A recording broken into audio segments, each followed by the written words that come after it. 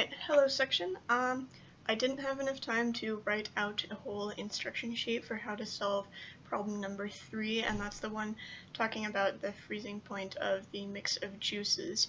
So I'm just going to make this video for you on the board here, and I'm going to be swapping out some different numbers and some different types of solutions just so that it's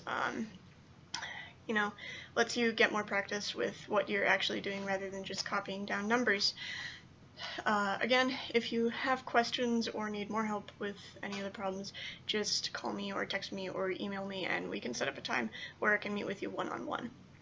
Alright, so to get started, as you've seen, this is a really long problem. It's not actually super hard, it just has a lot of parts, and that's what makes it difficult. So we're going to start out by figuring out exactly what it is we're trying to do. So that will be our objective. So what we're trying to do is what? Let's figure out what is the freezing point of, so we're going to say that we're going to pretend it's an ice cream mix this time instead, so of a mix. Alright, so if you look at your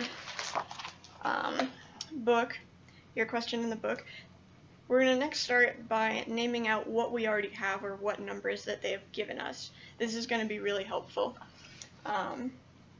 So we know that so in the book, what they give you is how much sucrose is added. They give you a volume of orange and pineapple juice, a total volume of the mix when it's done, which is the 700 milliliters. That was confusing for some people. So that 700 milliliters is the final volume of mix. They also give you a 10% weight per weight solution and 2 specific gravities. Alright, so let's again, I'm going to be modifying some numbers and stuff, but this is, so say that we were given, for an ice cream mix, we'll stick with sucrose, but say we got 106 grams of sucrose were added.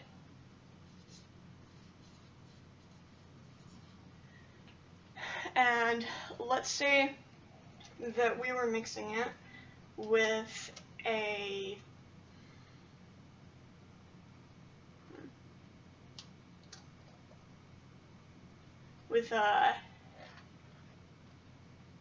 well, let's just say carrot juice.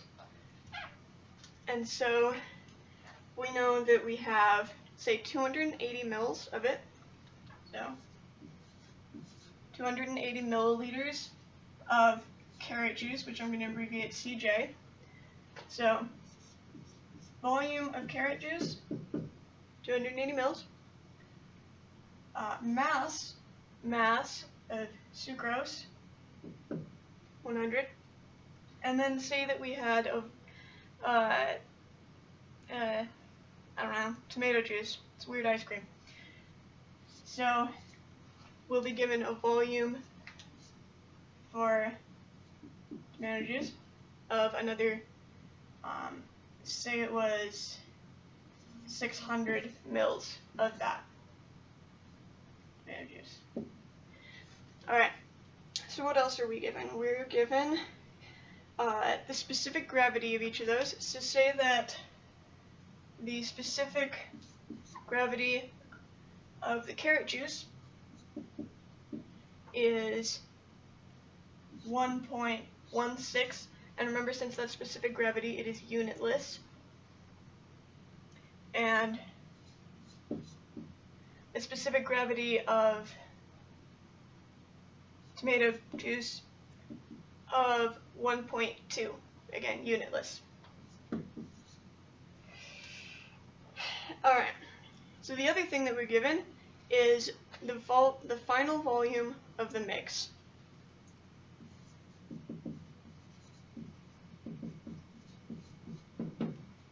And for ours, for this example, let's say that it's 900 mils. It's 900 milliliters of mix. Right? And then we also have the percent weight of the juices. So percent weight, what that means is that for every 100 grams, because it's the weight of the juice or solution, you're going to have that many grams, so the percentage. So say you had 10% solution, you're going to have 10 grams of whatever solute it is. So the solute could be something like sugar, it could be protein, whatever your solute is. So grams of your solute over 100 grams juice. So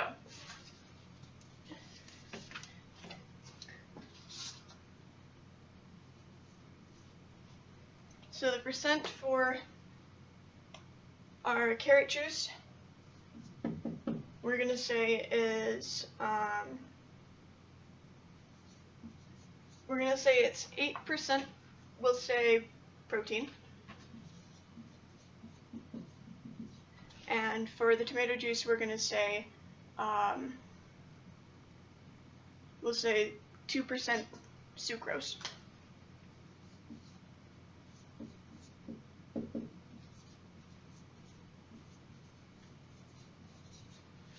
Alright, and so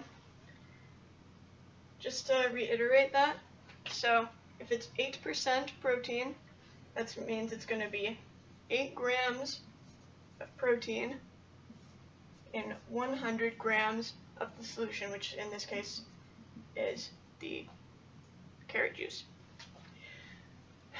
Okay.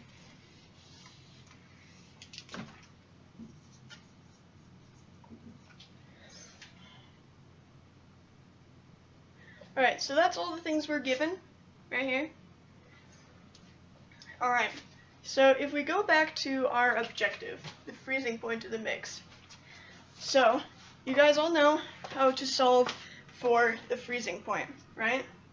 So, the freezing point, where can I, okay. Freezing point is equal to the molarity of the solution times, sorry, there's a glare, you can't see that. So, freezing point is going to be molarity of solution times negative 1.86 degrees Celsius per molarity. Alright, I think they might not have explained this to you guys either, but molarity, and I'm just going to be using a big M, to like uppercase M, to signify molarity. That is the moles of solute per liter of solution. Okay, big M, moles of solute per liter solution. And that's the number that you've been using whenever you've been doing these calculations.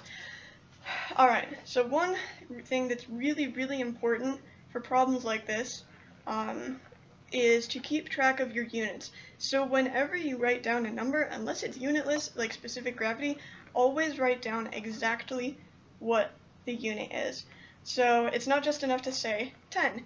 Write 10 grams of whatever it is, so like 10 grams sucrose.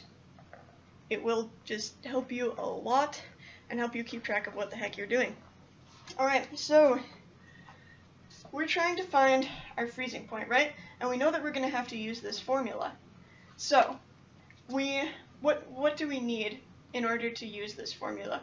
We need a molarity, and that's it. Alright, perfect. So, you can see from our givens, they don't give us the molarity.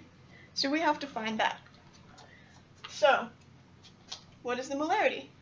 The molarity, like I just said a little bit ago, is the moles solute per liter of solution. So your total solution, whether that be a a thing of juice, a thing of, in our case, like a mix.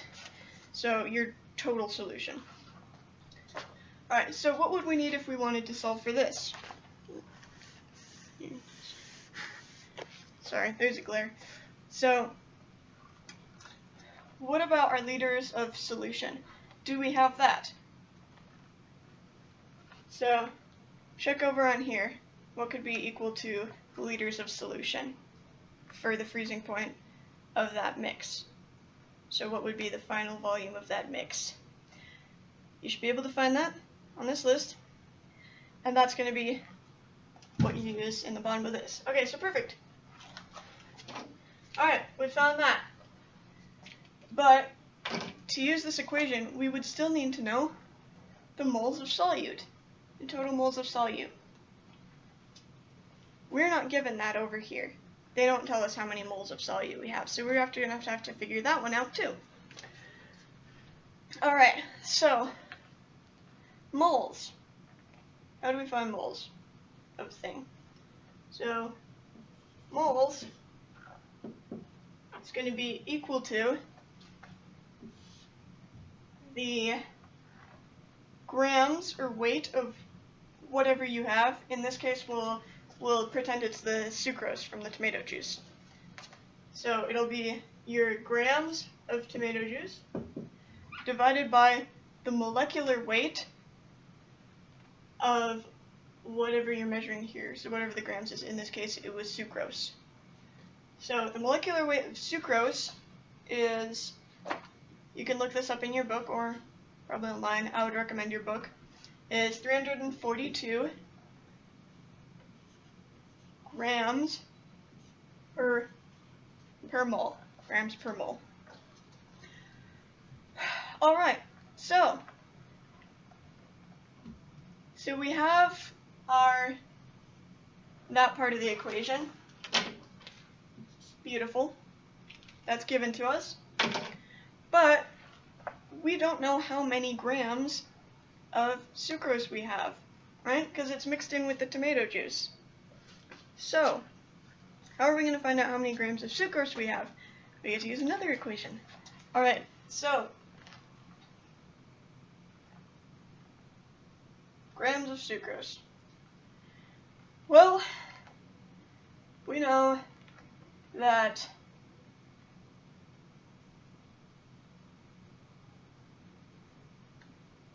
from the tomato juice. We're going with the one from the tomato juice. I know I wrote up here that we have grams of just like normal sucrose, but that's just normal. So right now, we're trying to find out the molarity of the unknown sucrose, which is the stuff in the tomato juice. So if it's an unknown, we need to find it out this way. So let's see. What we do know is that, remember the percent weight per weight formula they gave us? So we know that the percent weight for weight formula for the sucrose is 2%. And if you remember, that means that for every 100 grams of solution, which in this case is the tomato juice now, we'll have 2 grams of the solute, which in this case, we're talking about the sucrose, because it's the sucrose in the tomato juice. I spelled that wrong. Alright, so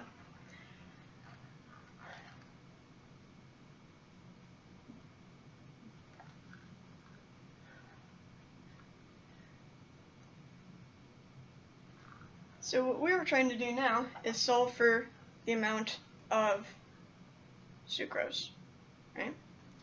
So we can do that by doing a little cross multiplication here. Actually, just over here so there's no glare. So we don't have 100 grams of tomato juice. How much do we have? Let's see, over here we have 600 milliliters of it. That should be raising a question. So if we're going to be cross-multiplying to find how many grams of sucrose for how many grams of tomato juice, this needs to be in grams, not milliliters like what we're given. So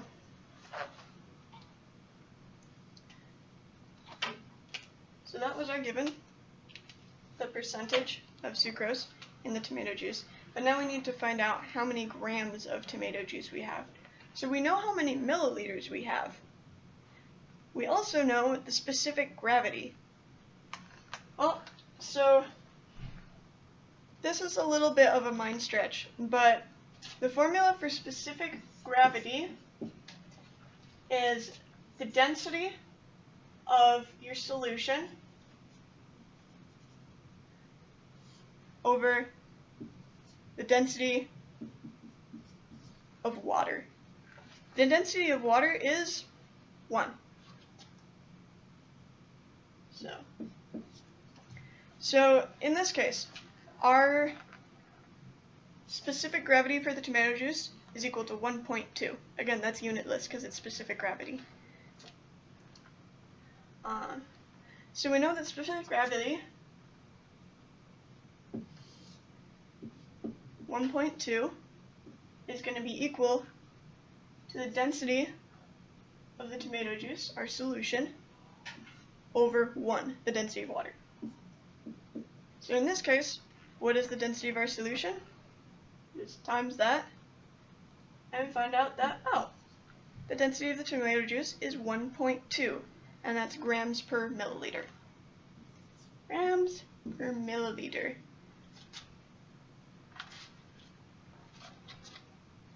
So, grams of tomato juice technically per milliliter. Keeping track of units, right? Alright, cool. So, now we know the density of our tomato juice. So, next we're going to relate density to our weight that we can use in here. So, what is the equation for density? Density is mass over volume. So we've just figured out our density. So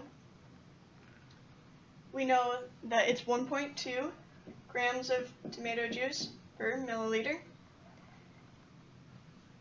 And that is equal to the mass of tomato juice divided by how many milliliters of tomato juice we have. Now, how do we find out how many milliliters of tomato juice we had? That was given to us. So we go over here, and let's see, volume of tomato juice. So we had 600 milliliters. So we can substitute this in.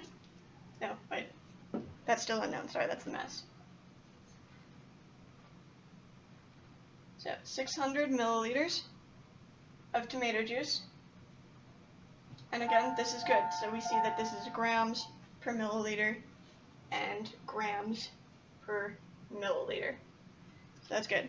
We want the units to match up. So if we solve this, it's going to be 600 times 1.2, which is 600, I think 612. Let me check on my calendar. Sorry. Alright, so that's 720. Alright, so now we know, we just solved this, that the weight of our tomato juice, total tomato juice, is 720 grams. Alright, so now we can bring this back up here and use it to solve this equation for the grams of sucrose. Grams of sucrose in that tomato juice. So, we have the 720 grams of tomato juice. So cross multiply. So, we'll do 720 times 2, which is 1,440 for this example. So bring that over here. Got 1,440. Let's see. So this would end up being grams Tg times grams sucrose. grams sucrose equals our mystery amount of sucrose times 100 grams of tomato juice.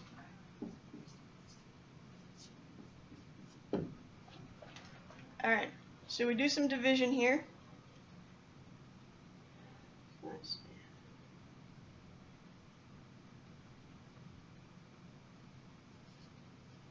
2 grams sucrose, sorry. Alright.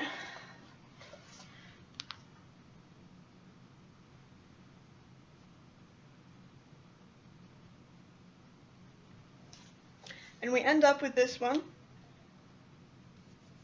That question mark ends up being 28.8 grams of sucrose.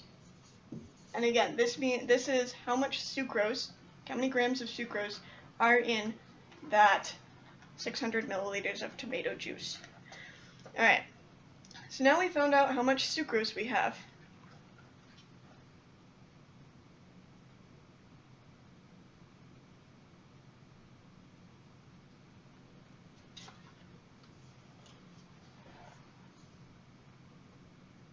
Alright, so we want to come back up here, and we can use that value we found.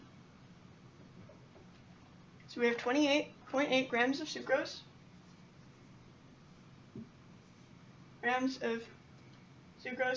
in the tomato juice, and we have the molecular weight of the sucrose, so 342 grams per mole. So we solve that for how many moles is that? That's going to be 28.8 divided by 342.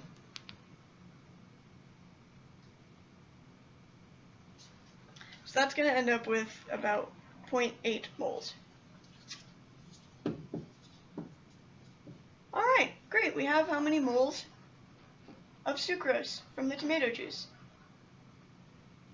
We can use that in our molarity equation. So then this becomes 0.8 moles sucrose, and then this is our final solution. Let's try and find out the molarity of our final solution. So that's 700 mils, or I'm sorry, final volume, 900 mils in this example.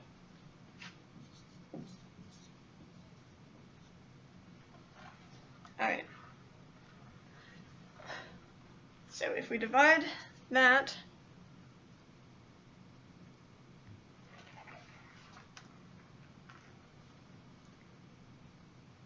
and this is a good example of why you need to keep track of your units. I would have messed this up. Alright.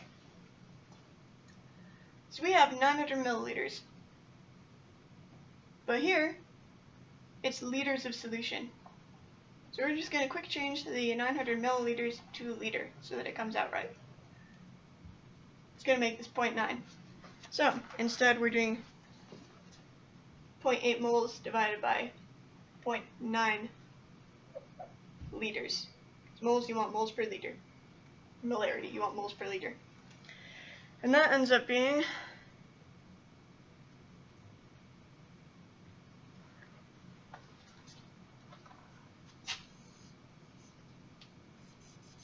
so that ends up with the molarity of the sucrose being 0.009.